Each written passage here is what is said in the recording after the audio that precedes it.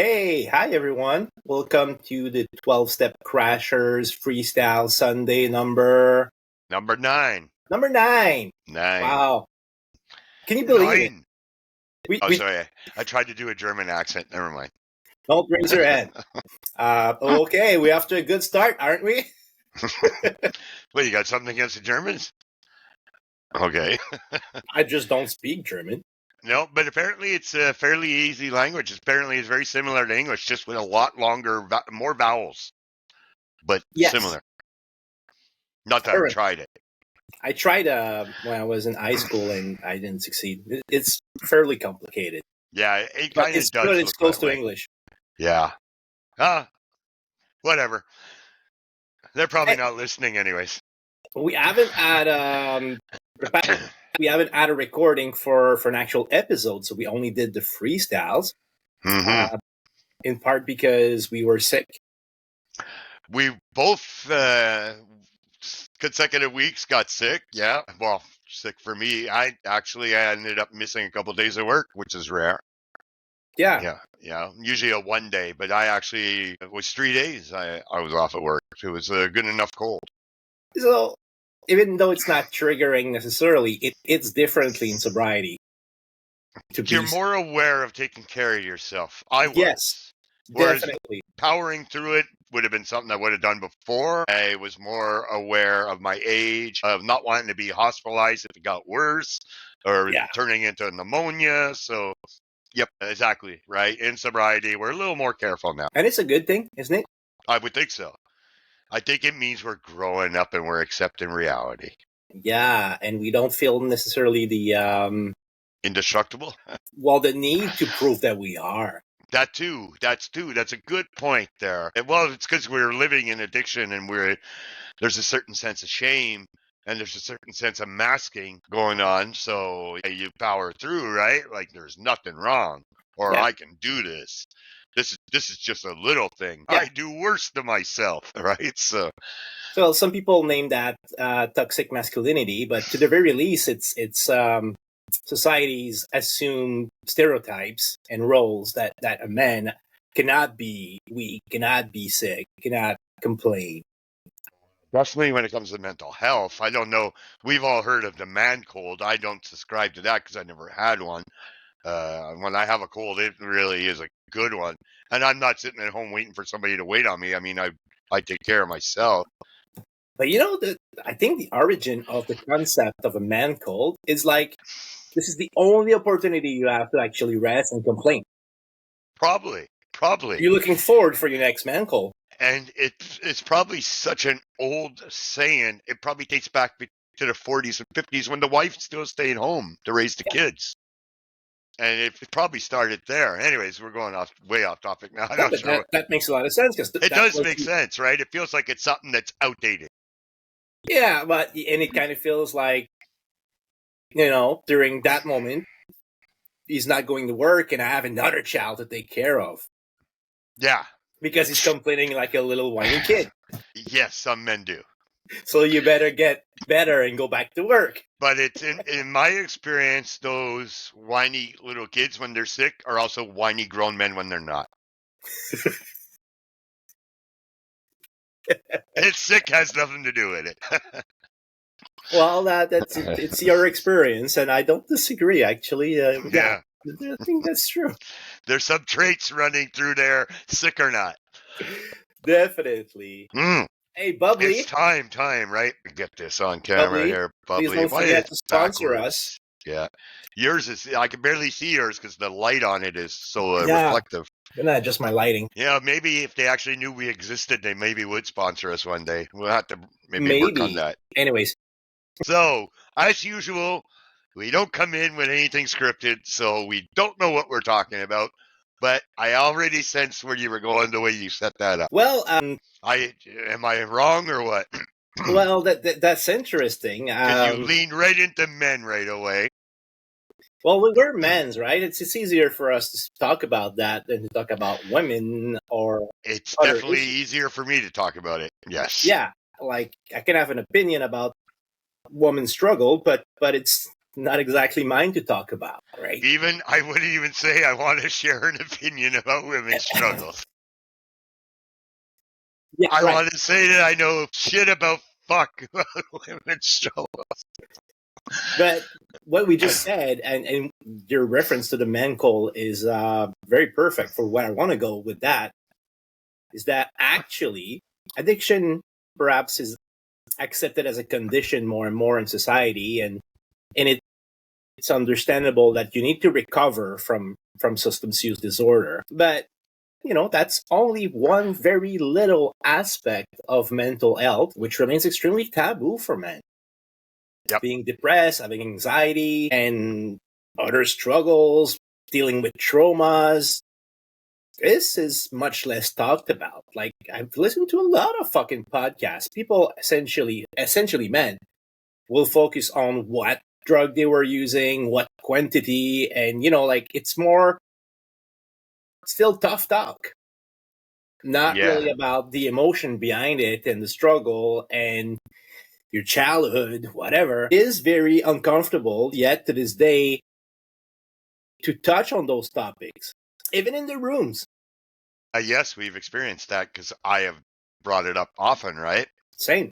Yeah, I know you have. And I know I know we're not alone in feeling that way. It's just others maybe don't share because we know damn well that other people are going through this, whether you're a man or a woman. For one thing, there's other things involved, like you said, and we all know that the addiction there's other symptoms that lead to the addiction, right? There's other issues that lead to the abuse that are not addressed, is why you end up being an addict usually. But I know, just to give you an example of what you just talked about, like you said, not addressing it. I've told you before where I talk about my Seroquel and people at work and how some days I'm in a Seroquel fog, right? Okay, you want me to, I got to tell this. So, like some days I go to work and depending on, you know what? It's just any morning is different from another. I can never tell how the Seroquel is going to affect me when I wake Mm-hmm. up. So there's some mornings my brain works through it fine. Coffee works. I get enough motor skills and I have enough gratitude in the morning to be in a good mood. Yeah. And there's other mornings, generally though, less sleep involved, which obviously mental health, right? Well, this is what we're talking about. That's not great. So there'll be mornings I get to work and I'm already knowing that I'm not the person you should be talking to this morning. And I will warn my coworkers because I'm in close proximity of them. We work on a production and assembly line. And even if I'm leading the line, like I often am, setting the line up and telling them what to do and that will be all I'll do that day. There's no social battery for me in the morning on those days. And I'll tell them right away. I'll tell them, I go, yeah, I don't know. Don't talk to me this morning. Yeah, But and I'll warn them. I'll warn them all. Don't fucking talk to me this morning. Sometimes they'll be that direct. Don't fucking talk to me this morning. Right? I don't fuck around. But I've told you this, right? And there's this one guy in particular who's often working with me, so he unfortunately gets to hear whatever rambling thoughts I feel like talking about on days that I do speak. And sometimes I talk about my Seroquel, and I like to tease him a little bit by mentioning that it can be used as an antipsychotic, right, in higher doses. He doesn't yeah, know that, so I don't have to tell him that part. So sure you I'll little often people know. warn him, that don't forget, right? I'm in a good mood today, but those mornings when I warn you, what I take is an antipsychotic, right? And then he gets that look like he ain't sure. And I It like just to do that. I like to do that not only just to keep them on their toes and to fuck with them, but it's also partially true. In some ways, I'm fighting so hard to get through the fog. Most of it is intrusive thoughts.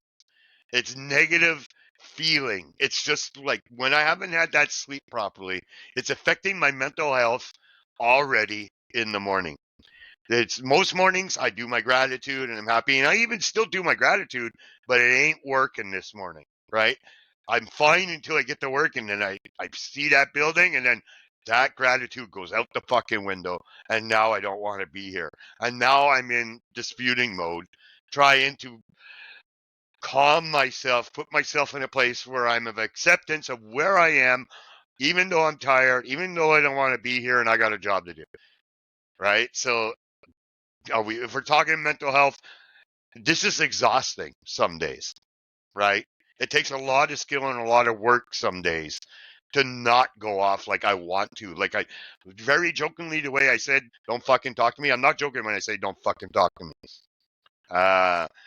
But I'm aware that they better not, because I'm actually in dispute mode, and even random things too close to my head might make my arm go. That's how I am.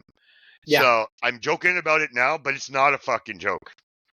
And this is me disputing, and this is part of mental health and recovery, and not sleeping, and not many other things. And like almost every addict in recovery will understand 100% of what you're saying. Right. Very few people in the general population will understand even what that means.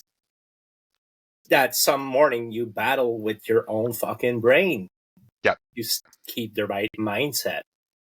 That your self-esteem is trying to take a plunge for some random reasons that you don't even control. And that kind of shit is why we are in recovery and not recovered once we stop using. Exactly. That is, yes, and this is where I'll always agree about the recovery part, recovering. I'm not recovering necessarily. I'm in recovery, but it's recovery of being a better me, better person, my issues, and what I'm left still to deal with and battle. But what I'm not battling with on a day-to-day basis, thankfully, and neither are you, I know this, is the urges and cravings. But other things remain. Yeah. And you know what? I'm glad I don't have those urges and cravings, because I don't know what would have happened to me with all this plus urges and cravings. You know what I mean? Well, I think I'd be on relapse for sure. There's a possibility, of course, that Yep. you would have relapse because, well, you can only resist that long for an urge. But again, we kind of agree that the reason why we don't feel those urges is because we accepted that we are addict and we cannot use. This is true.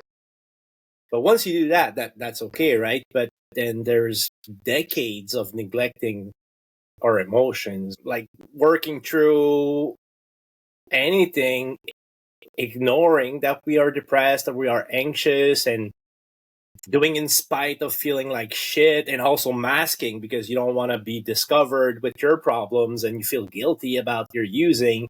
But in fact, you're just trying to survive your emotions, right? And there's we do a cost-benefit analysis about using and not using, but there's, at least for me, there was plenty of benefits in the using. Like that coping mechanism is gone. Then what is going to take place instead of that? And, like smart recovery is the biggest gift I ever received, because whenever I'm faced with an emotion, I have a way to address it, to feel it, and to make it just pass because I've processed it. But I've bottled my emotions my entire life and would explode randomly, either with anger or mental breakdown with depression, or, like bottling it up until it explodes. That's been my way to function since, I don't know, maybe 7 or 8 years old. I've always been like that. I wouldn't let myself live my emotion, because my reading of what society expects of me is for me not to be that emotional and to be strong, to be tough. This was my role as a growing little man when I was 8 years old. There's neurodivergence as well in there. Like it's not a disease, but it's still part of mental health. It is who you are, and it limits areas where you can improve and where you cannot. So my understanding of the world, I know in some ways I'm not like anybody else.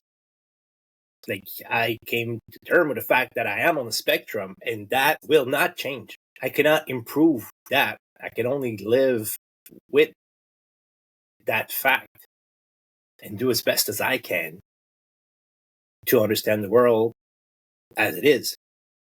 You know what I mean? Yeah. Well, we all come to terms with that in one sense or another, and all our stories are going to be unique to our own perspective, obviously. On that, I think just off camera, we were just talking about, and in some way, I wonder about my anti-authoritarian aspects too, to get into the way of some of my healing sometimes. gonna have to really. I think I brought it up once in therapy. I think I'm gonna have to bring it up again because I lean into it often, and you might know that, right? Mhm.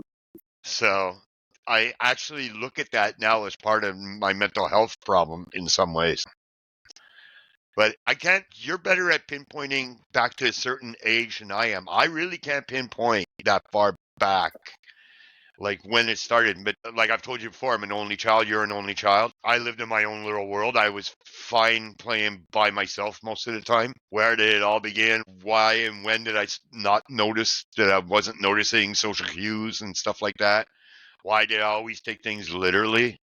Not see between the lines, stuff like that too, right? And I guess what happens is at a certain point, everything that you don't deal with, you don't get diagnosed with, you don't understand at a certain age. Like for me, imagine being in my piece, figuring all this stuff out now and working through it now, which I have been, right?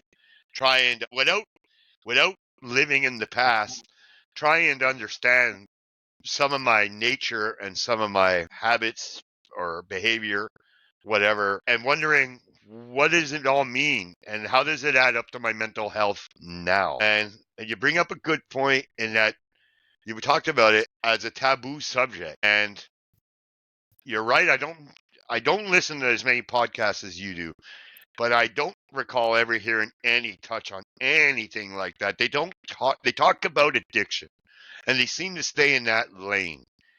And this is what I like about our podcast. In some ways, we talk about addiction and recovery, but we often go off and we talk about ourselves and our mental state. You've been very open about, you were in a large depression, which I understand so far seems to be better. You have explained to me that you are feeling better. You have less days like that. You've come to a lot of acceptance for a lot of different things.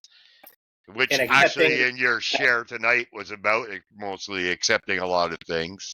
yeah, and that tomorrow might be hell. Like Right.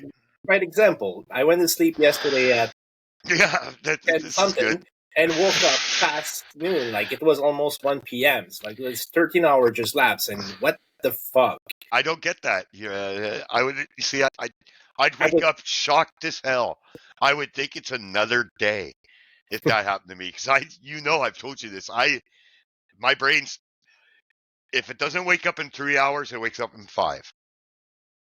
yeah. Okay, but most of the time it wakes up in 3 hours, and I can't stay in bed. I do have to get up because if I try to just go back to sleep right that second, it won't work.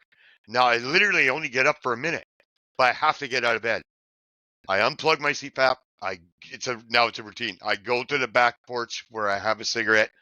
I light the cigarette. I put out the cigarette, literally, So and you then don't I even smoke it. I have a puff. I put it out. I go back, and then I And you lie fall down, asleep right away? more or less within 5 minutes. Wow.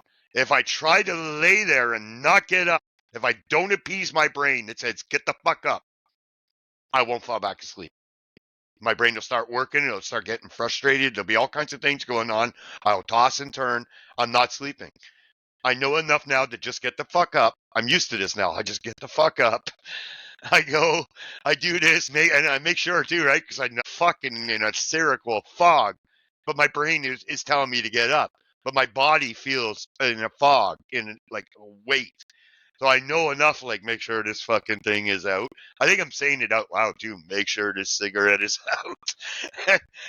I kind of shuffle my way back to the bed, put my CPAP back on. I usually you might switch the music at that point that I'm listening to. Like I'll have meditation music or like sleep music. I'll go, okay, I'm going to switch it. And I'll switch it and then I'll lay down and then I'll lay in one position and then I'll either turn one way or the other and I'll probably fall asleep. But I have to get up. My brain makes me get up. Yeah. But it's funny how you say, like, But I don't get any 13-hour sleeps. What the fuck? well, it's not always like that. It's No, I usually the understand exact it. opposite for And me you're as probably well. not used to it yet, right? Because I believe you just started taking this, right? So, Well, yeah. So let me just put you yeah, in go the ahead. context a bit. Like I've been on antidepressants for more than a year. But the core issue is not depression. But yeah, we got to address depression so I don't kill myself. That's the first step, right? I hope so. And I think that this really is a layered approach with mental health. So of course, we need to stop using. That's step one. Yes. Then what's the most critical thing that prevent you from functioning? For me, depression, anxiety, were the two things we need to take into consideration. But and for me, it was sleep. see, so at certain time with certain medication, I was oversleeping all the time, between 12 and 16 hours. And not necessarily a bad thing, because I have a massive sleep debt that I've built up with my DOC. Sleeping 1 or 2 or 3 hours a night for years, or 0. So many times 0. At other moment, I would only sleep 2 hours straight and then waking up. But the reason why I'm waking up is the actual reason why I'm sick. I'm mentally ill because I have recurring nightmares.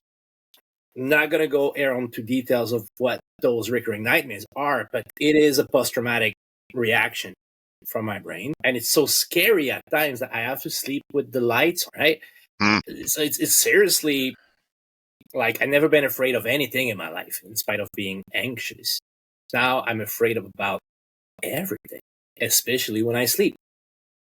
Because I'm not in control, maybe? I don't. That's actually, I was fucking going to go there. I am not in control, that's for sure. Because you've been relinquishing a lot of control, and it's been what you've shared about accepting control, and this is your last bastion of not controlling, right? That you have to accept.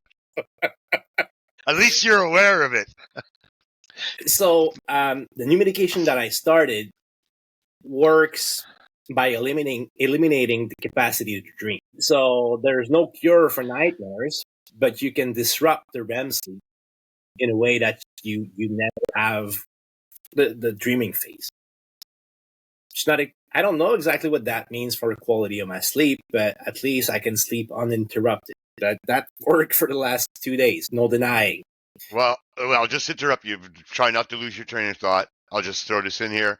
I don't sleep a lot, you know that. I get maybe 5 hours, 5.5. But I must be sleeping better than I ever did before, even when I got 7 hours piling back drinks to pass out sleep. Because I don't, driving home, it's rare I get the falling asleep at the wheel like I used to. Like where I'm almost nodding off driving. So I'm getting enough REM sleep. But like I said, I've told you this before, I don't dream, but we're on the same thing. So yeah. Go ahead. That's a different, I have to look up the name of the medication. I'll cut that out. I have 2 medications. Yeah. Well, I can tell you, since you're going to cut it out, the Seroquel is, I don't dream. If I dream, I don't remember them. Yeah, but the one for the nightmares is prazosin. But even the Seroquel kind of helps we'll do that on its own, right? Yeah. So the prazosin is the medication that they've introduced, and Seroquel is PRN, so I use it as needed, if needed. But yeah, so the prazosin is a cardiac med, so it's for lowering the blood pressure. Right. That would make sense if you're having really nightmarish dreams. Well, it's beta blockers, right? So the beta blockers that has that effect on the heart also have the side effect of disrupting your REM sleep. So, and it's 24-hour acting, which means that it also addresses intrusive thoughts during the day. Oh, interesting. I didn't know that. So that, in theory, that's what it is. So I don't know how that will go. This is all new. You just started, right? Yes, this is all new, and this is specifically for what I just explained, right? Yeah. The fact that my life is dysfunctional because I don't sleep, or if I sleep, I get night terrors, and I cannot go back to sleep for hours, and then, I never know what tomorrow is going to bring. Yeah, for sleep. Yeah. After several nights of night terrors, I may have a good night of sleep. Right. Or I may oversleep.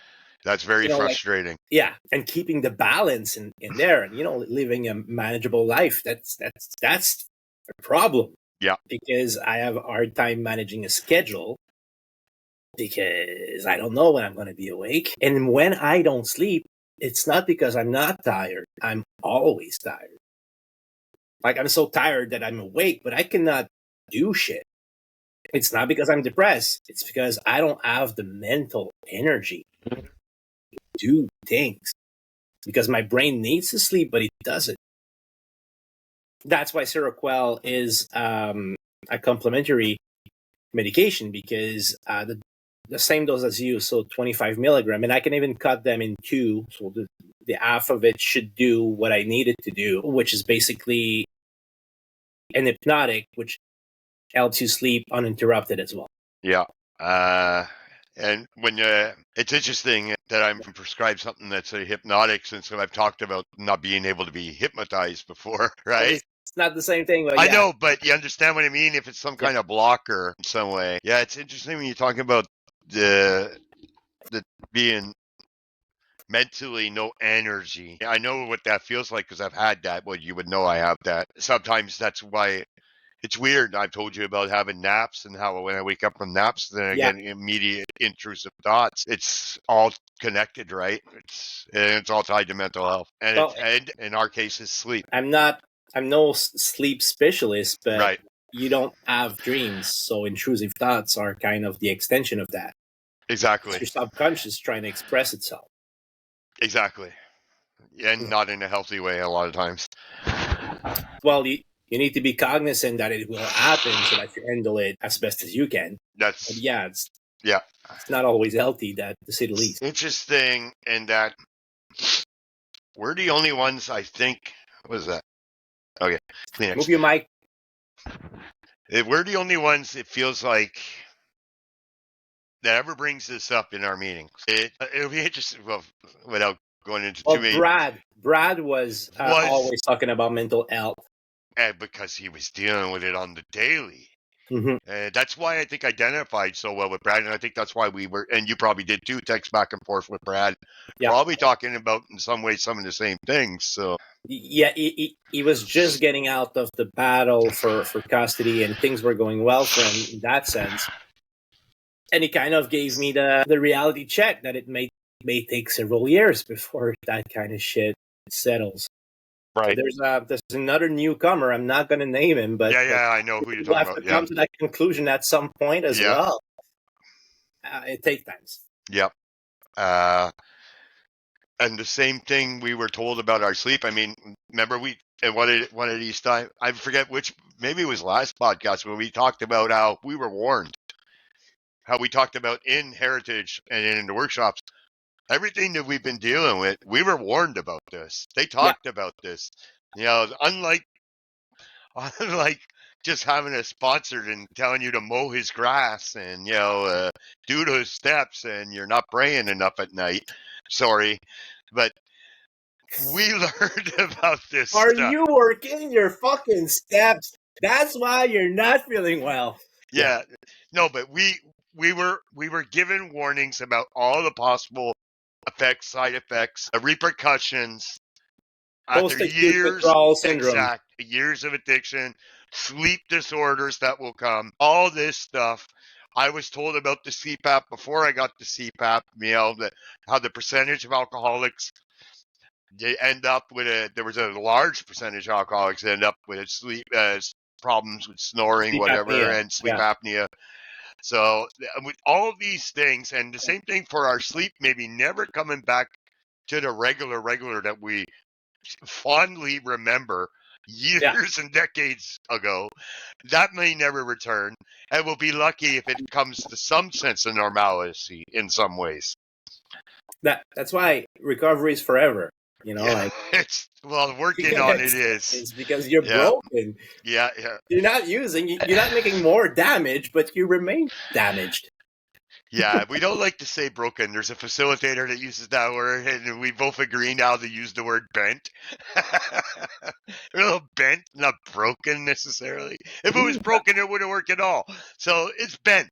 It's I'll bent. settle for damaged. Damaged. There's different degrees of Yeah, but damage. there's a connotation to damaged. I prefer bent. It sounds funnier. I'm a little bent. Yeah, well, that's sexually inclined. No, that's bent too, but I don't know where you're going with this.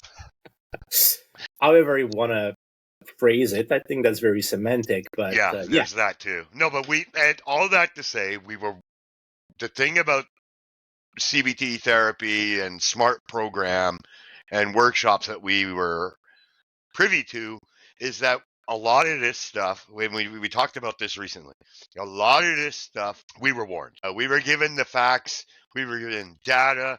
We were given. I probably still have the worksheets on the REM sleep here. I'm pretty sure I do because I remember that one. Definitely were all the worksheets I kept. Everything about sleep I kept. Right. So I know I have all that stuff here, but it's pretty much etched to my mind, so I don't really have to refer to them. yeah, Because, as I've told you many times before, I don't remember if we've covered it in the podcast, but my biggest issue became after the death of my mother, there was a thing that went off in my brain because now my father was gone, my mother was gone. Almost all, except for one aunt of that side of the family, were gone. And I will use the word broke now. During that period, my brain broke. It decided, you're not fucking sleeping anymore. The day my mother died, that night, you're not sleeping anymore, and I'm going to play you a loop.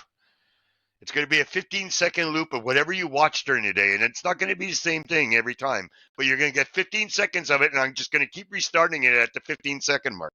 and there was no point or logic to that 15 seconds. It's random.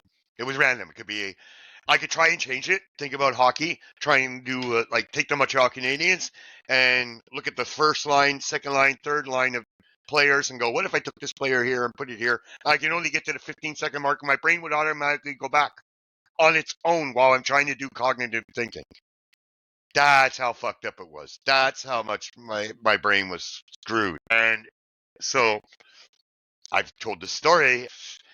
No doctor, continue work, power through all the process of the funeral and everything else. And by the time that's done, a month later, I'm into the biggest. I was already a problematic weekend alcoholic and do drugs during the week and that. But by the time that month was done, I was done. My next year was about to become hell.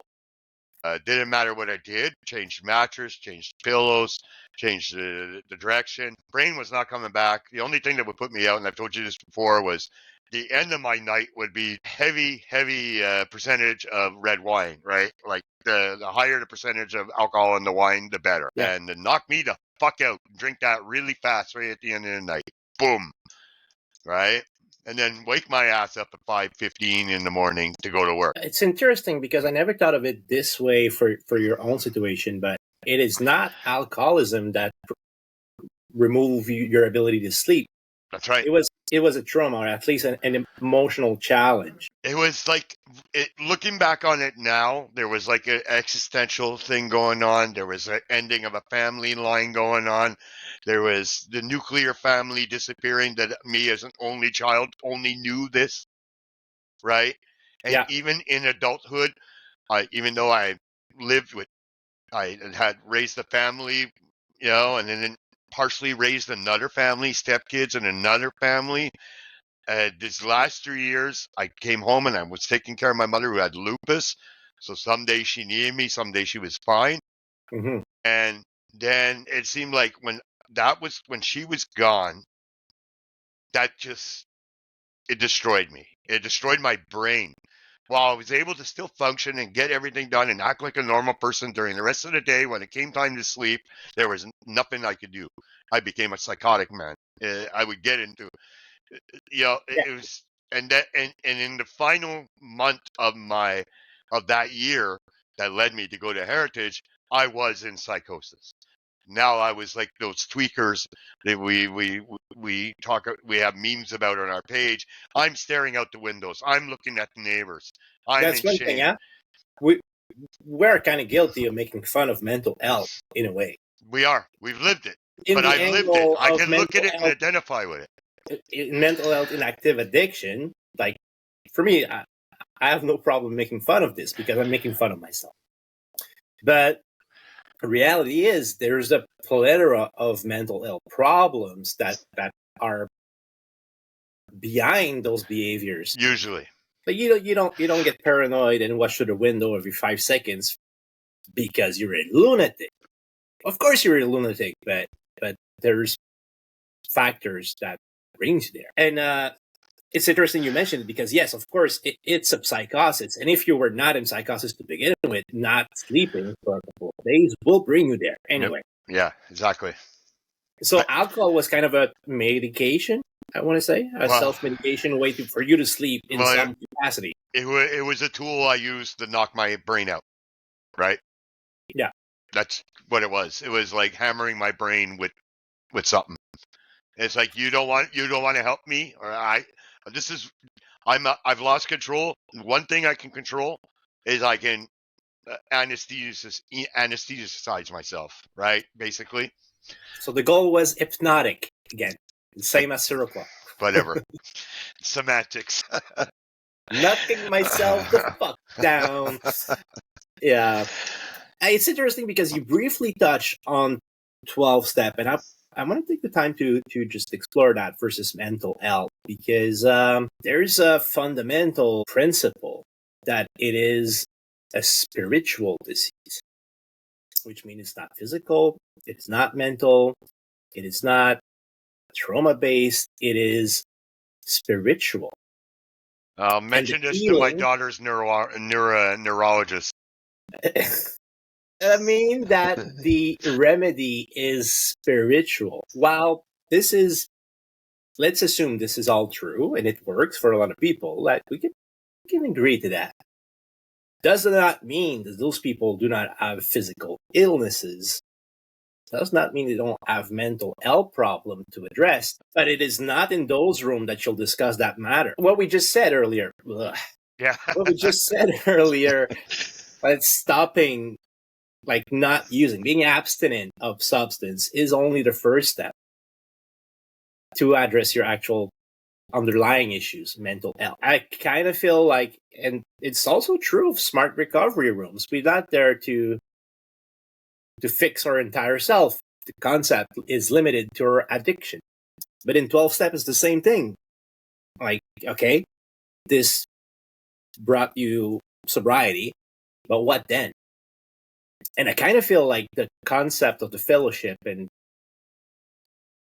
the way that people keep circling around, I'm not sure exactly how I want to bring it, but I believe it's like an interruption in your healing process. I'm not using, therefore I'm recovered, as long as I keep doing those meetings, which is an infinite loop, right? Yeah. In smart recovery, well, I'm not sure, but no, I am convinced because we've read it. We even did the trainings, but so mental health is core to your recovery. Yes.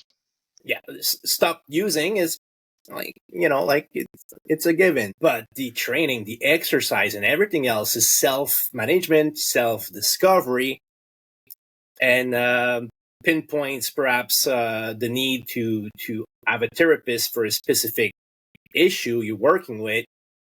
Like it gives you post-treatment plan, which is essentially a health recovery plan on many levels. Well, they make you do it, right? At Heritage, they did. In this, where we went to. Now, Smart Recovery online is different than actually being in a center where they are using smart recovery tools like ours did. But like you said, before you leave, they go over and they make you rewrite it a couple of times because they know it's going to change. They have you get all your contacts, your emergency contacts. And when you're in crisis or when you're in urge mode, who are you going to contact? What are you going to do?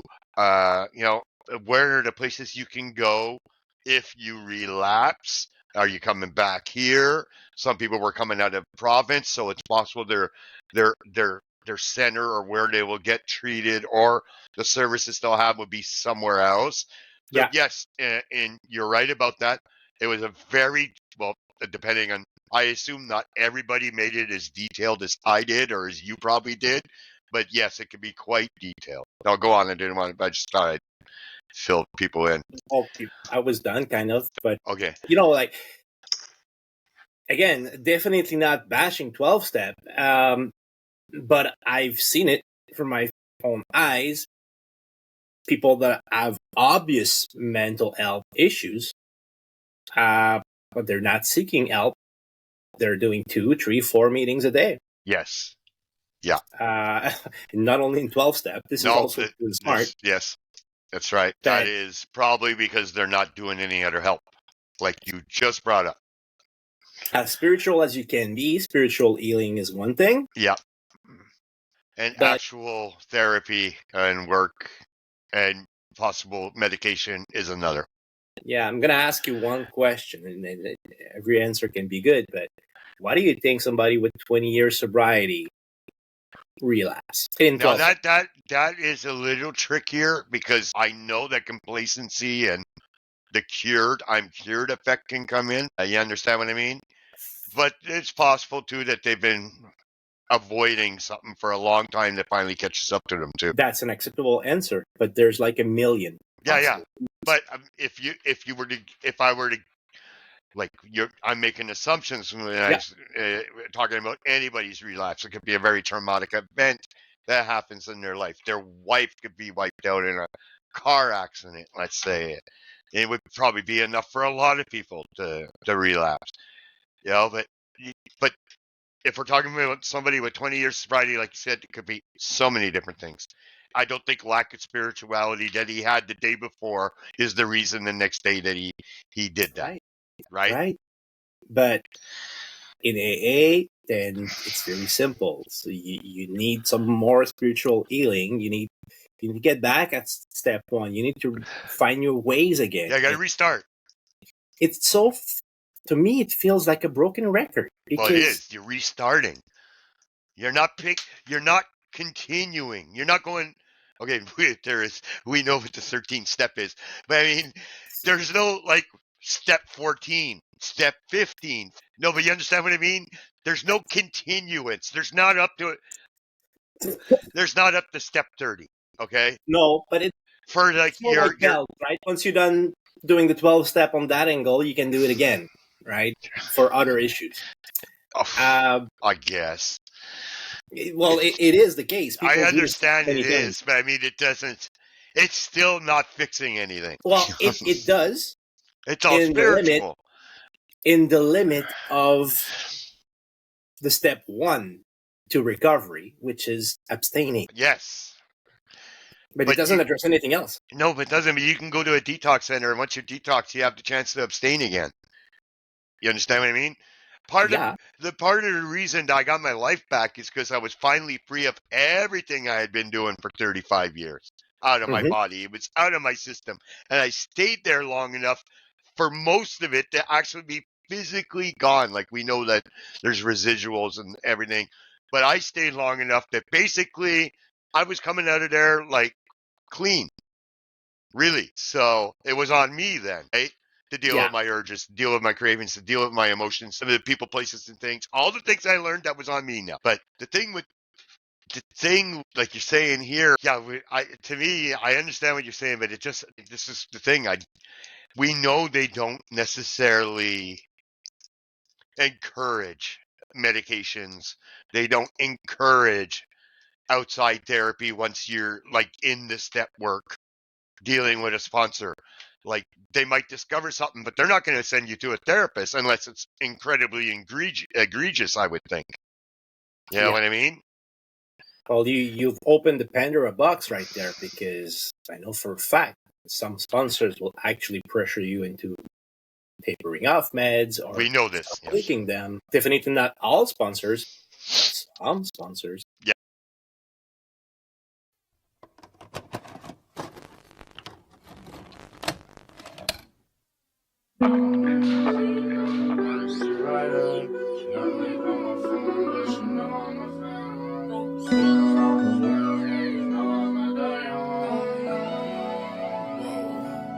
Yeah, I'm fucking bad. Yeah, I'm fucking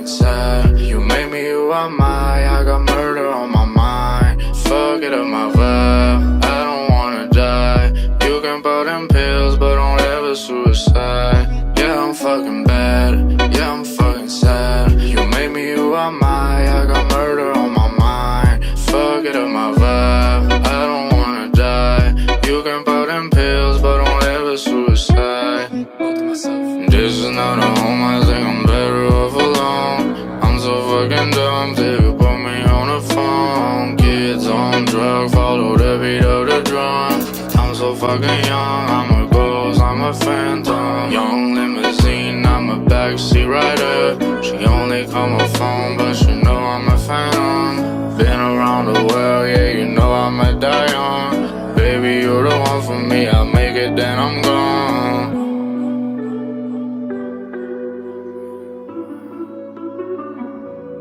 Yeah, I'm fucking bad. Yeah, I'm fucking sad. You made me who am I got murder on my mind. Fuck it up my vibe. I don't wanna die. You can put them pills, but don't ever suicide. Yeah, I'm fucking bad. Yeah, I'm fucking sad. You made me who am I got murder on my mind. Fuck it up my vibe. I don't wanna die. You can put them pills, but don't ever suicide.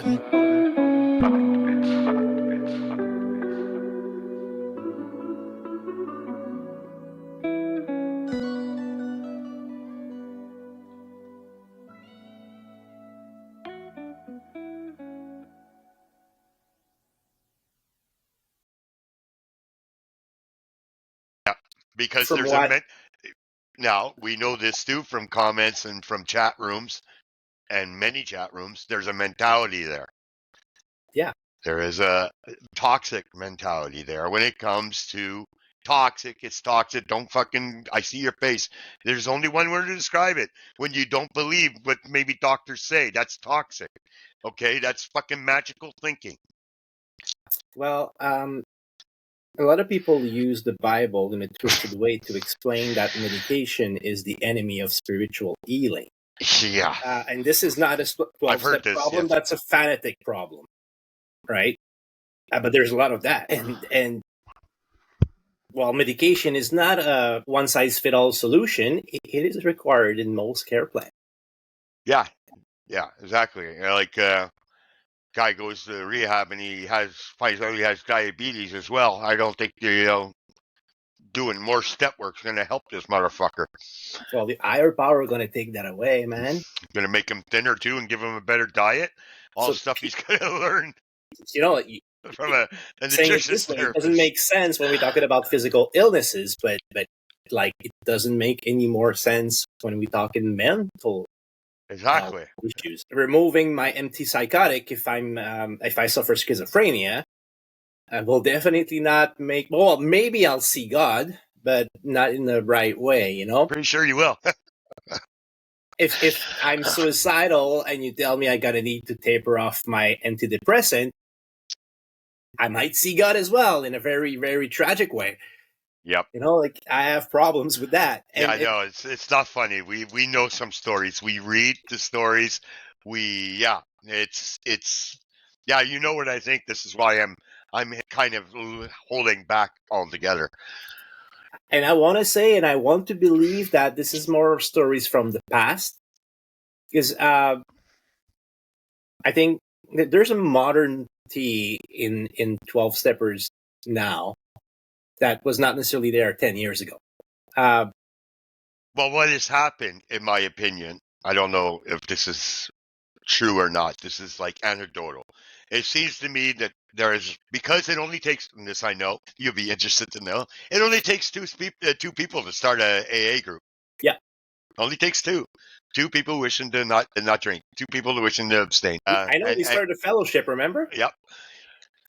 This being the case, it only made sense there was going to be people that splintered from these extremists, these fanatical groups, to have a more all-inclusive or a more understanding, more forgiving, even I'd say, type of AA group. And we know there's a lot of them too, because we see people in the comments go, well, my AA group is not like Joe, who is commenting right now. And good for you. But the thing is, you probably live in a large enough urban center where there might be a lot of groups. Yes. The problem with AA is that in smaller places, you may be limited to one or two groups. And well, it's coherent with the area where you live in, right? Exactly. If you live in a more conservative, religious area, there's a fair chance that your AA group is going to be more radical. Yeah, that would be, and I don't think that's even the case. I think, and this is what I'm getting at, is a good way to think you're healing and you're healed in a lot of ways, but you just got to not drink every day and attend your meetings, is to think that now you have spirituality. And now you've discovered the answer of why you were a son of a bitch all your life. Okay? Well, you know what I mean? Yeah. So, and now you're a hardcore, fanatical, religious son of a bitch. Right? Those are born again. They believe that so much that they lead good lives most of the time. Yes. It works. Yes. This is, but in a one-on-one setting with a sponsee, some of their toxic stuff probably comes out. Yeah, and that's not that.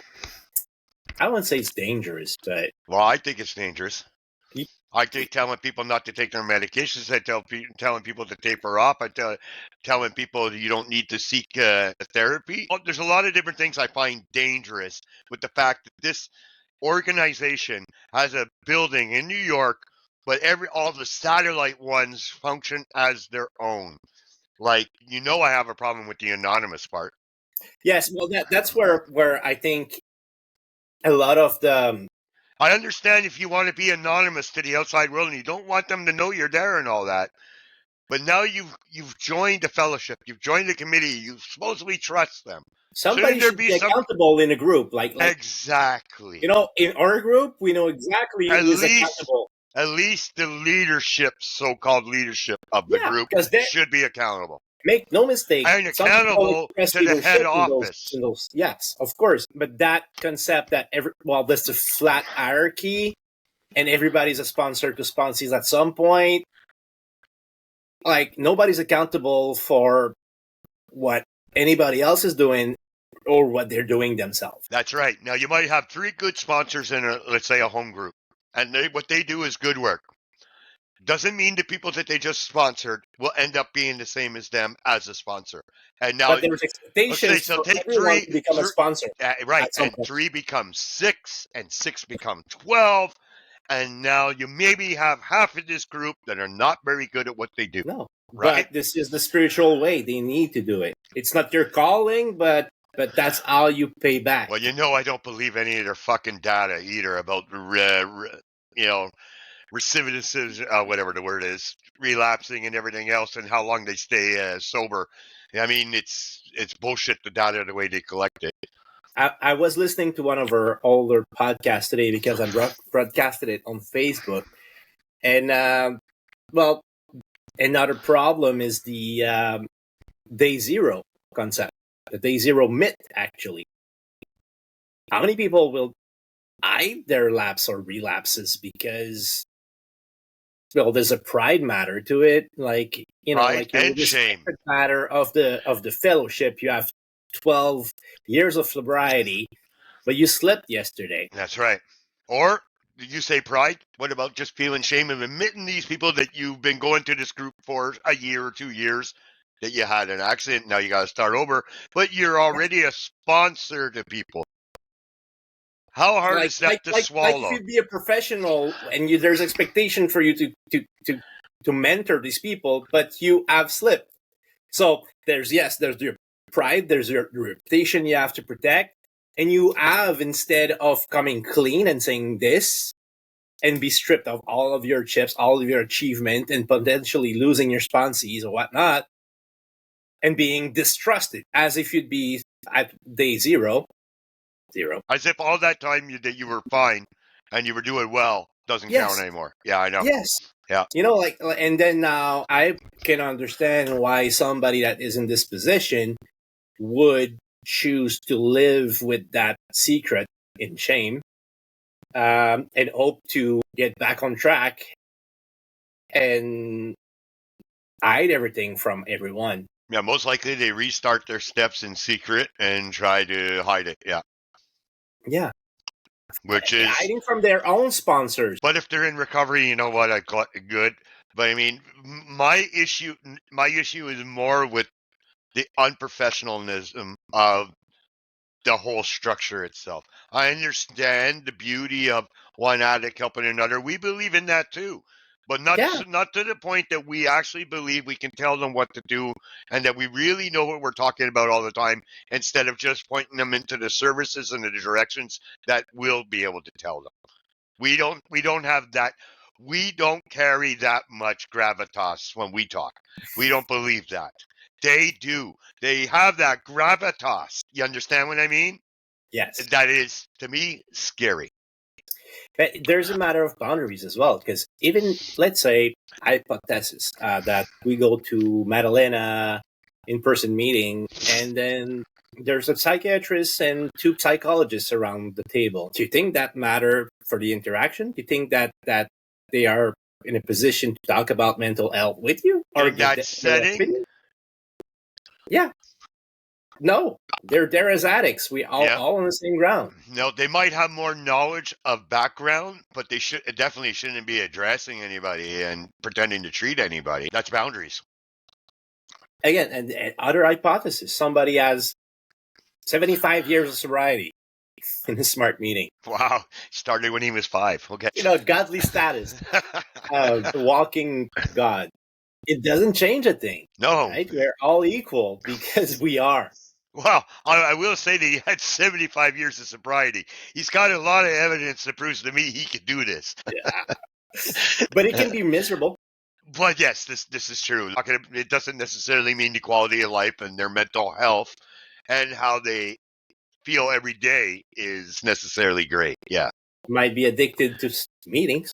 Probably is if he's there 75 years later. Yeah, if he's in a meeting 75 years later, yeah, maybe. Unless and then it comes the thing with the gravitas thing. But it's part of what they do is the service of helping another addict, which in itself is noble.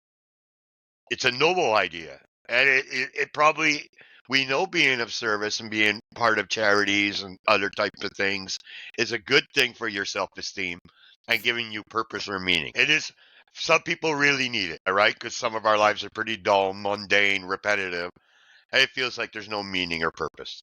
I personally don't really go out of my way for that. I believe I have enough evidence of everybody else living the same kind of mundane, repetitive life.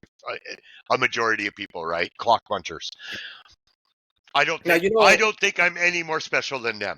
So I don't go around like looking for meaning and purpose all the time, right? Like, so I don't necessarily want to, because I find that that's identity seeking, and it's not something I really want to do. I'm not even sure I want to identify as anything. When people talk about identity, I'm like, I'm not sure I want to be able to sum up my identity.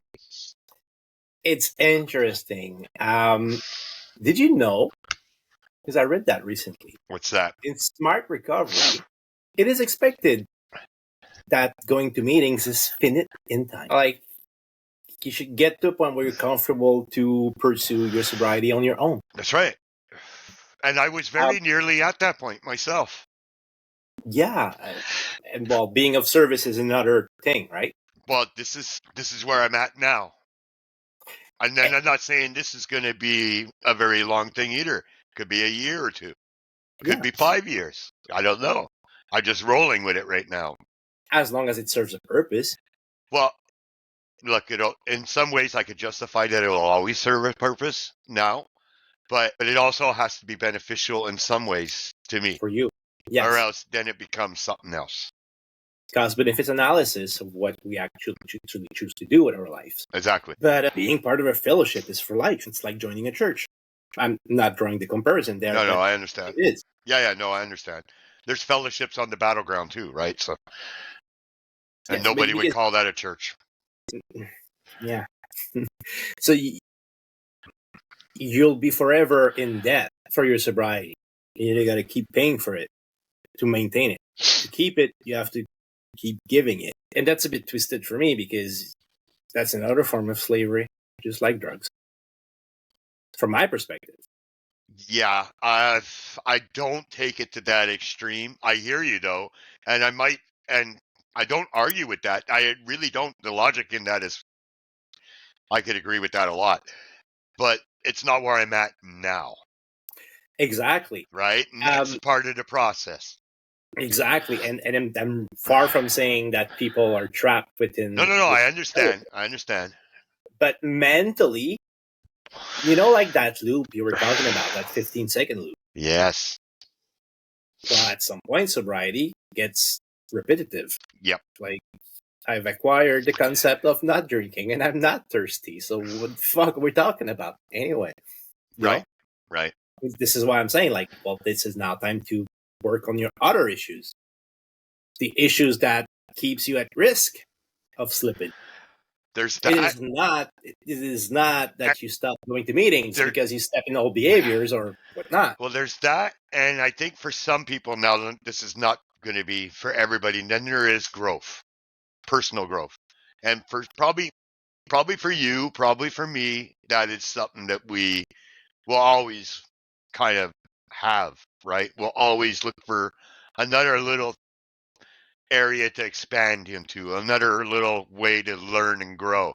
Now, not everybody. Some people are content moving into retirement and just being. I don't really see myself like that. I don't think so. My brain doesn't seem to want to be like that. That being said, I think that's just part of growing old, and some people grow old differently, and perhaps in some ways we were kind of predestined to be addicts if our brain already thinks that way.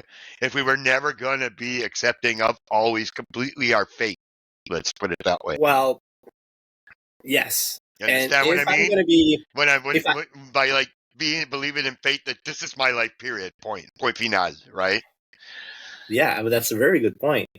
So if I have no other choice but to accept that I have the disease of more, well, more personal growth is something I can settle for.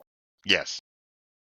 And that is achievable in many ways. Exactly. And that's infinite in time because you'll never be perfect. So you can always improve. Doesn't mean you have to stick around in your sobriety community forever. No. Especially if you're not evolving in there.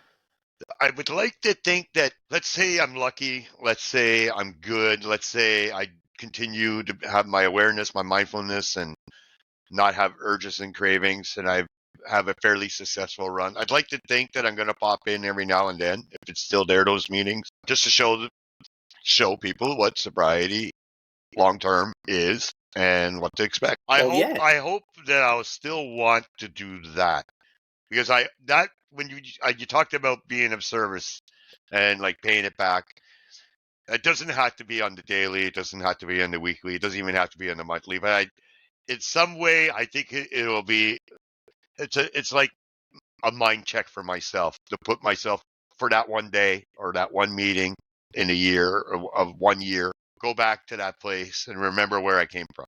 You know what I mean? Yeah, well, that's a very good point, but like maybe you want to do only speaker meetings once a month.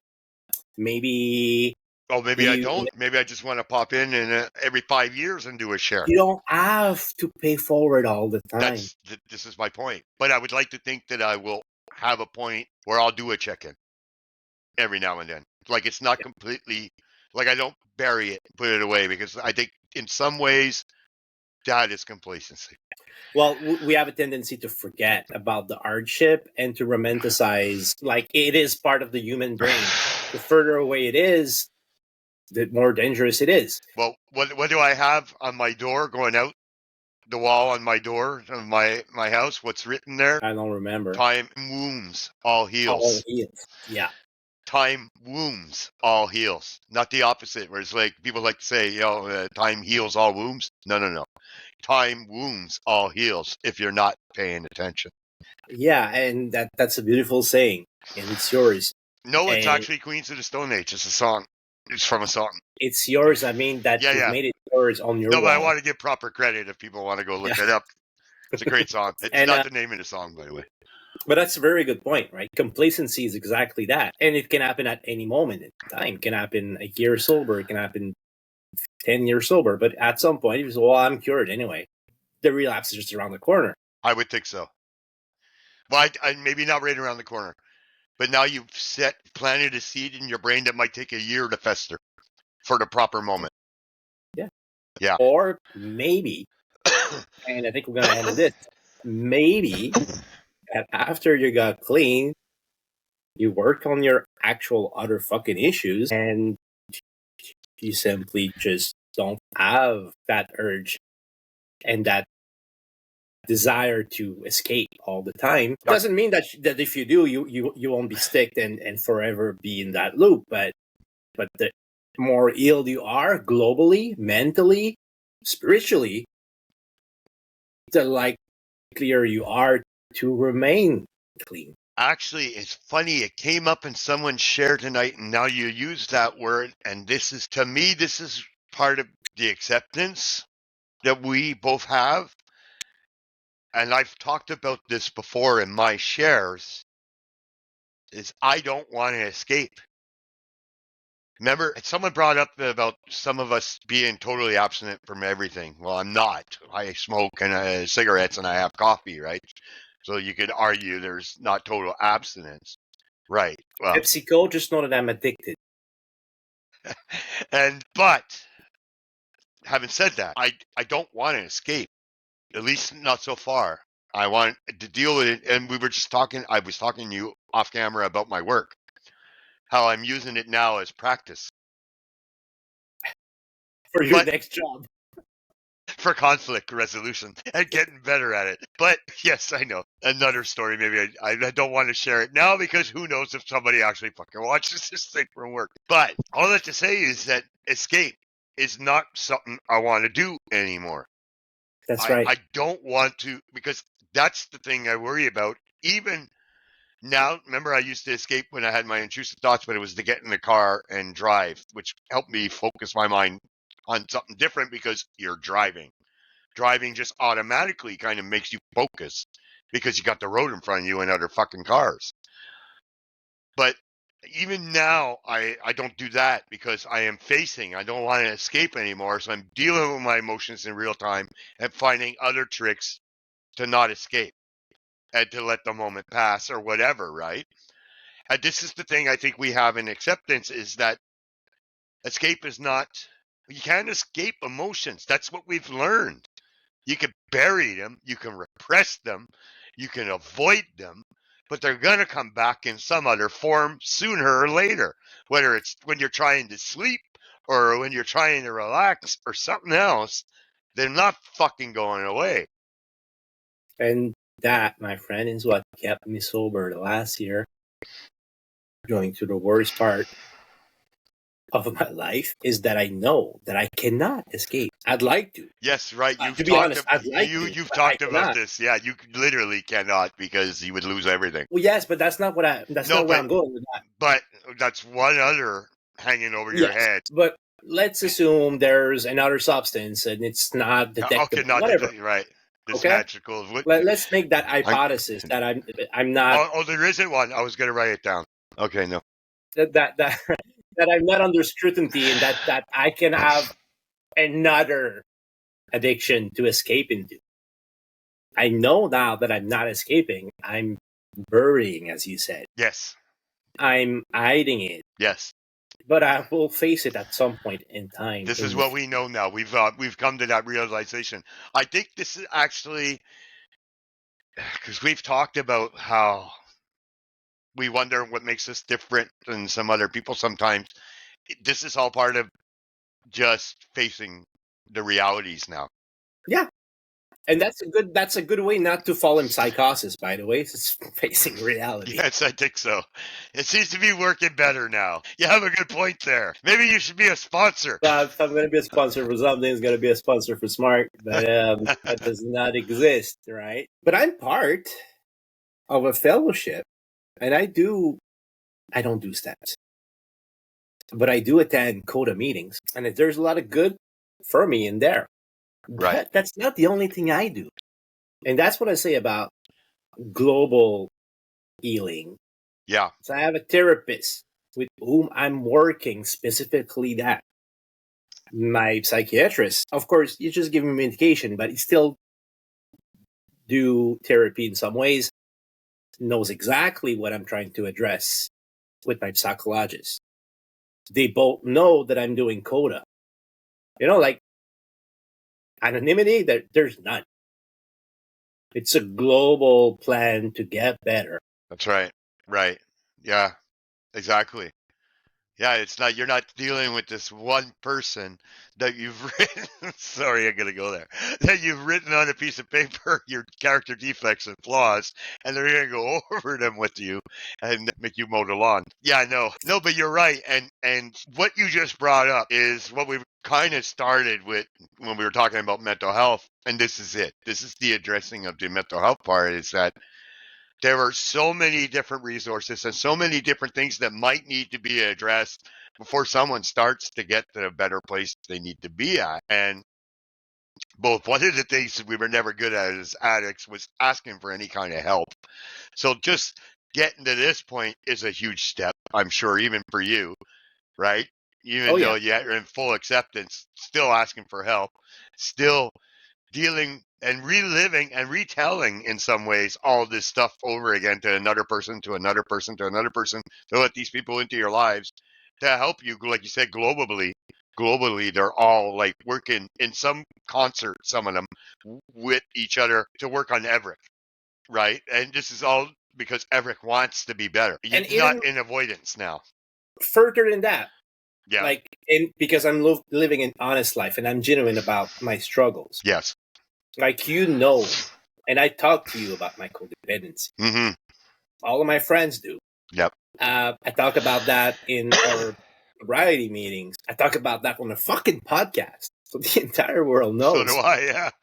Yeah, we both do. We're a little strange about that, right? Like, literally, if the wrong people, like my work and other things, are listening, it's kind of like, well, that's out there. I'll just tell them I take antipsychotics. Hypnotic, but yes, right. Well, it sounds better. It's more effective when I tell them it's an antipsychotic. Leave you alone. If you try to hide your problem, if you're in shame with your problem, right? This is a good point. And then we're talking about, say, substance use. You hide your substance use. Right. I've hidden my substance use from my wife for years. Yeah. So I know what I'm talking about. It's only get worse. Yeah. Because you cannot resolve a single thing in shame. You can tell yourself, I'm going to stop whenever I need to stop, but you're not. You're just getting worse. No, you just got to find different ways to hide it. But it is true of hiding your depressive symptoms or hiding the fact you're anxious, because it's very easy to hide, at least for me. Yes, you're right. You make a very good point here. Yeah. I can pretend I'm doing good. Like, no problem with that. And that would be the interruption of me getting better. Exactly. And probably the start of me getting worse. So I cannot pretend. If you ask me how I'm doing, I may answer you in 17 minutes, like I did once. Yeah. And let's not bring up Father's Day. So don't ask me questions you don't want answers to, because I'm not. It's noted. I'm not bringing up Father's Day on Father's Day again. Well, we won't do a podcast that day. It'd be interesting if we still do that a year from now. Yeah, true. It'll be way different. Yeah. Yes, I think it'll be a little better. It was not sad. No, but it was very reflective. And there was a lot to unpack. Yeah. But you know what? I've gone off, not maybe 18 minutes long, but I've gone off too on my fair share of rants here, depending on what we were talking about on any given night. This is what we do here, right? This is still part of our, this is what we've been talking, like you said, we're living in honesty, right? We're living as best we can, our better honest selves now. And this is how we choose to do it.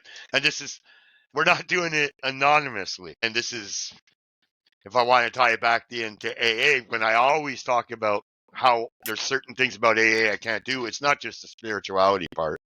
Although, let's just call it Jesus. And that's not what's problematic for me. I know it's not. But the anonymous part is a big thing for me that I don't like in a lot of ways. besides the fact that we don't know who these people are, you don't know necessarily really who your sponsor is. You have to take him at his word because this is an anonymous place.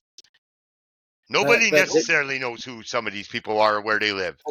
and at some point in time, you're for sure gonna have a reality check about who that person is, because upsets and like in relationship, it's not always stable. Everybody's fine, everybody's happy. You can upset your sponsor or the opposite, and that's normal life, right? Then you get to see at some point who a person really is. Yeah.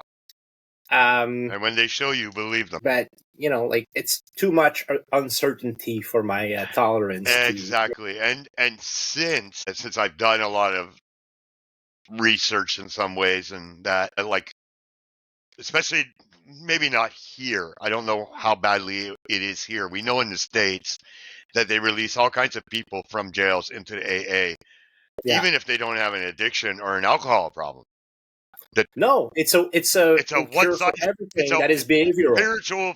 Spirituality AA is going to fix you. Here, go here, because they keep track of people that they show up by court. It's they write it down and they send it on the way to the parole officer or whatever. Yeah, you know what I mean. And it's not lost on me on the fact I brought this up before. It's going to sound a little crude, but it's not any different than the clergy or the Boy Scouts. If you want sexual predators, they're going to know where to go to find their vulnerable people. You all right? Like you had scandals in the Boy Scouts, you've had scandals in the clergy and in the church. You'll have scandals in AAs if we don't hear about them because they're fucking anonymous and they don't have a global. Their head office doesn't take accountability of satellites. So we keep joking about 13 steppers. Well, it's not a joke. If you read the comments, it seems like a lot of people believe they're actually supposed to do this. And while it is, that it's normal. I'm certain it's a minority of people, but it's not anecdotal. No, it's not. Like, because the framework is an ideal place for them to actually seek an unlimited sources. This is what I was saying. Of victims. This is why I made the comparison to the clergy or to the Boy Scouts or pick any other place where people are dealing, like women's prisons, whatever, right? Where you who are in control and you have the leverage and the authority. There is a power imbalance. And now this is how transgressions happen. Yeah. And we've seen some documentaries, especially one that you shown me, where you find out that actually somebody that never had a drug problem or an alcohol problem. That's right. Becomes a sponsor. Yes. And then serial rapist. Yes, he wasn't using his real name. He didn't live in the town even. He was smart enough, clever enough to be from another town to go to another AA meeting, get into there, go there enough to become known in the meeting as whatever name he was using, long enough to become a sponsor and to have influence on people. And living a double life, and this life is almost risk-free. It was risk-free for him, yeah, because there's anonymity, there's confidentiality, there's shame, there's the group not believing probably the newcomer. There's so much going on in these stories. So, while this is unlikely to happen to anybody, well, not likely to be that bad in every fellowship, especially perhaps in larger cities. Yes, I would think so. But I wouldn't think I think there's assholes everywhere. So yes, that's the point, right? I'm a person who spent his entire life assuming that everybody was good. And there was good in everybody. I was still in active addiction, but that switched at some point where I assume when I meet somebody new that you're an asshole until you prove me otherwise. But I don't believe that's a majority of young people that have that look on new people that they meet. Like, fundamentally, we are a social species and we want to meet more and more people and assume that they're good people.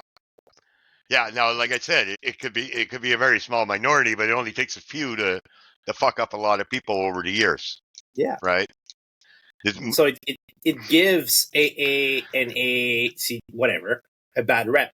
It does. For sure. And this ties back to the mental health thing. There's some people that are easier to exploit in these situations, obviously, because they're vulnerable, they're raw, they're maybe just out of rehab, or they've never gone to rehab and they're doing the steps now. So now they're incredibly complacent and conducive to whatever you tell them. So Well, they think you have the answers. have the answer to all the questions. Yeah, right. Now, we're getting off track here. Maybe this is something we could do for another episode, and I do want to get in contact with that person that made that documentary. But all the tie it back into mental health is I don't understand how it can people within the fellowship don't work from within. Although maybe they just don't bother and like they make a satellite group, their own group. Like we said, it takes only 2 people, right, to start a new group that might be more progressive, more liberal, less Or the assholes. opposite. Or the opposite, which, wow, there's a documentary I seen about this really one bad toxic one. Holy shit, the stories out of that one. I'm not even going there because it's bananas. But We've seen the birth of a fellowship as an outcast thing. yes, we have. Let's not expand on that, but we've seen one. Yes. Well, outcasts by their own making. Yeah, that's what I mean. Yeah. Let's not touch on that. And I guess that happens whenever there's a conflict in a fellowship, in other one's born. That was my point. And then the fact that I don't know how we're still stuck on AA. Let's move on. It was prone to fanaticism because there's some spirituality and some religious stuff in it. Yeah. Well, let's not forget where it really comes from, which is the Oxford group. It's born from the Oxford group, which was very much Christian, was about Jesus. 12 Steps comes from that. So, but let's just stop that for now. Maybe we'll have an episode where we just deal with this. And we must be running pretty long now anyways. Yes, an hour and a half already. Yeah.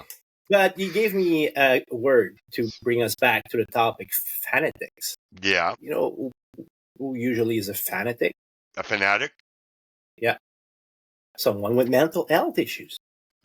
They're obsessive. To begin, because look, let's be careful how you use the word. You can have a hockey fan that's a fanatic, that lives and dies for the Montreal Canadiens. Okay. Well, and right, that's some form of disbalance, but it's not life. Well, it's his identity. He's taken the team's identity, made it his own, and he doesn't play for the team, right? Yes. He just and cheers for the team. Said that type of behavior is religious. So yes, there's that too. It's an implicit religion. Yes, because what will they have on the wall in place of a crucifix? They'll have the jersey that's signed, and they'll have the memorabilia everywhere. They'll have the lamp that lights up. They'll even have candles. So, so I'm going to be careful with what I say, because not everybody that is a fanatic has a mental health problem. But you will find a lot of people with mental health that will seek a solution in becoming fanatic in XYZ. Well, look, wow. I'm going to send you this, okay? I'm going to send you this. Hang on, because I did it today. Let me find it. We're talking about mental health and where do we live? And we know we have a problem here. I sent it to you. Look in your messenger. So I did that. That's a picture. Well, it's a meme, of course. But we're talking about mental health. Now, you're taking it to like we're talking about hockey. A guy is a fanatic for his hockey team and he's used it. He's made an identity out of it. But the simple fact is, if we're talking about men's mental health, it's not talked about at all. It's taboo. And we have a Bell Mental Health Day in this province. But when you hear it, because I do listen to the radio station when they have Bell Mental Health, it's on like my sports station and that. But most of the people talking, now not all of them, in fairness, they've gotten better over the years. It's usually women talking about the mental health, these sports athletes. So you understand what I mean? Is that there's still something about our society where it's not the very few men in power or prestige or well known because of they're an actor, they're a philanthropist, or they're a sports star is rare, right? And the ones that do talk about it often, I find, especially when it comes to sports stars, they usually are coming out of addiction. They're usually in recovery. And then you find out that the reason they were addicts is because they had these fucked up lives. They had so much trauma, and some of them we know from like Theo Fleury that there was coaches along the way that abused him. Mm-hmm. So when we talk about mental health, where are the resources? Well, if you're looking at this meme right now, I know I'm making a joke here, but it's pretty spot on, in my opinion. Yeah. So this is the problem. The problem starts in that we don't funnel. First, we don't talk about it. Then we don't fund it properly. And then we have too many people involved that are not part of the actual caregiving system. Well, it's funny because I was listening to the latest From Ashes to Awesome Right. today, that they aired at the same time as ours, and there is some modification in legislation in Ontario that is scheduled to go live in 2025. But what I've retained from that is that addicts, family of addicts, they don't seek to know what the resources that people need, that truly need. What you actually receive is whatever they deem is required. Right.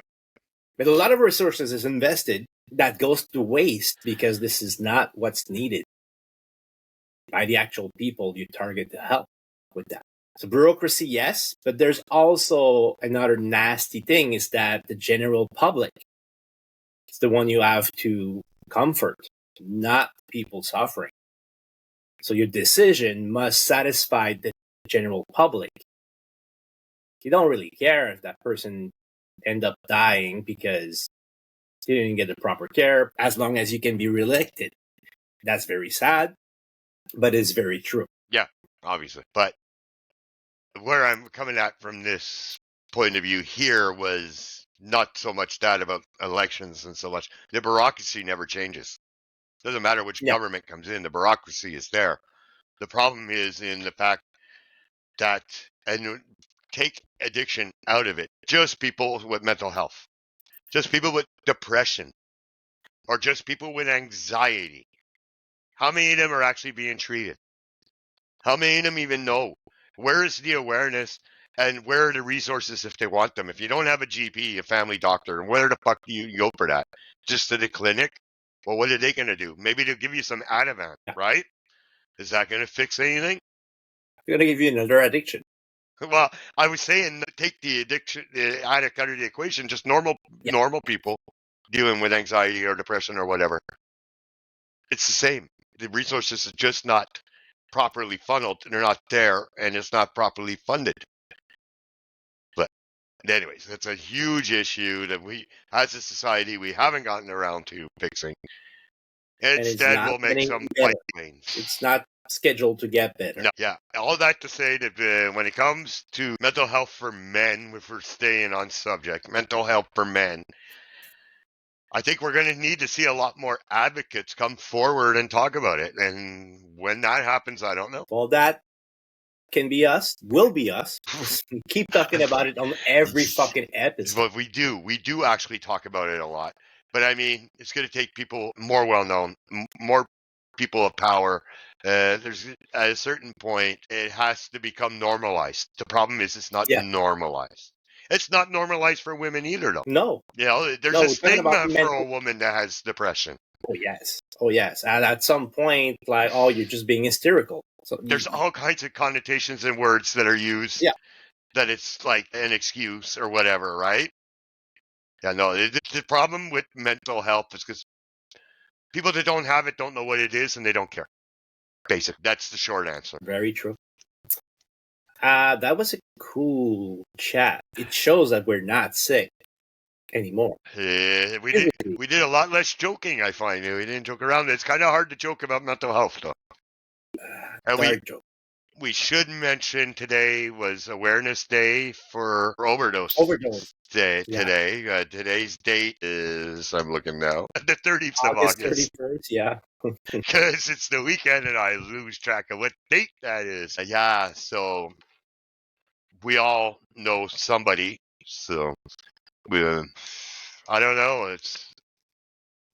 I didn't even realize there was a day for Overdose Awareness Day. Well, it's a good day to remind people that Narcan is free. Yep. And that everybody should have Narcan, even if you're not a drug user or if you're not an opiate user.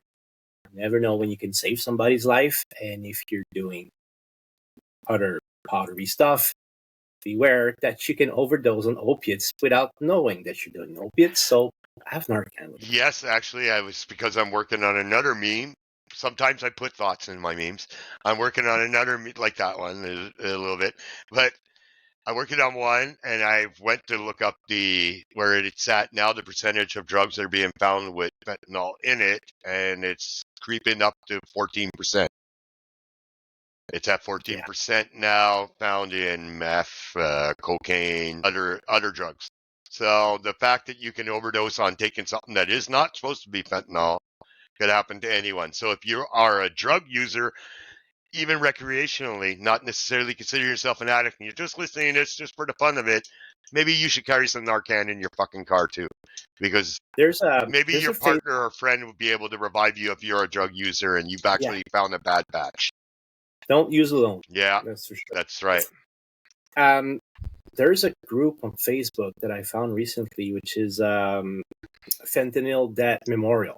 Oh, really? And I've been shocked to read that some people died of fentanyl overdose smoking weed. Oh, shit. Really, huh? Yeah.